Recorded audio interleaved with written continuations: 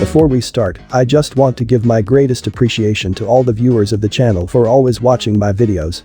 However, there is a second part for all of this so that my channel can survive and I can continue creating helpful and informative videos. That is your subscription. I'm targeting 1,000 subscribers before this year ends. Please support my channel to achieve that by subscribing if you haven't done so yet. Appreciate all your help and support. Alright. I mentioned from my Amazfit GTR 2 walkthrough video that the strap that comes with the box is too thin, so I bought a new strap from Shopee for 285 Philippine pesos. By the way, you can watch my 2 previous Amazfit GTR 2 videos with links you can find from the video description below, and I will pop a review video in the top of the screen. Going back, the one I bought is a metal strap which is really good and sturdy, and it is a really good looking strap with its shiny dark blue color. I have already adjusted this, but as you can see, it is still wider than my wrist. So I am going to reduce the strap by removing one more segment. And I am going to show you how I do it in this video. Let's get started. First thing that we need to do is to remove the metal strap from the watch, of course. This strap also comes with an easy to remove mechanism just like the one on the original Amazfit strap. We just need to pull the tiny lever here to remove from both sides. Let's put everything in the side for safety, especially the watch. Here is the strap. Looking at it closely, we will see a small holes where there is a pin steel tube.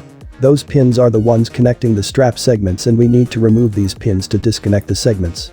These pins have a larger head on one side which locks into the segment's micro holes. I got this plastic device for free which is used to remove the pins from the straps. The proper way of using this device is to loosen up this plastic bar with a metal needle-like bar at the end. Then you'll put the strap here and then tighten the plastic bar which should push the pin out.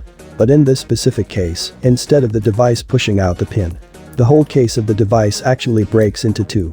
So I don't do that anymore. Instead, I take out this whole plastic bar. I then position the strap to the slot. But before doing that, make sure that you have the proper end of the pin facing upward. Look for the side where the pin inside hole is pushed inward. This means that the other side is the head which we'll need to push out. As you can see here, this is the foot side with a bit of gap in the hole, and the other side is the head where the pin is at the level or a bit outward from the hole. The head should face downward and the foot should face upward where we'll poke the hole with this device to take the pin out. If you don't have this kind of device, you can also use a common corkboard pin like this one. Or any other needle-like pins like this one. Okay. Let's put the strap to this slot now. As you can see, we have a hole here, so that when the pin is poked outward, it can go out all the way. It's nice to have this plastic device, but if you don't have something like this, you can use any wood or platform. Just make sure that there's a hole or space where the pin can go out. When the strap is positioned, just put the needle part to the hole, then tap it gently to push out the pin from the strap.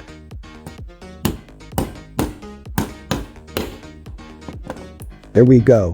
The pin is out.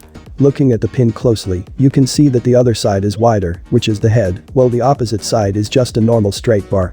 The head side makes sure that the pin will lock in the segment hole, keeping the strap segments connected strong.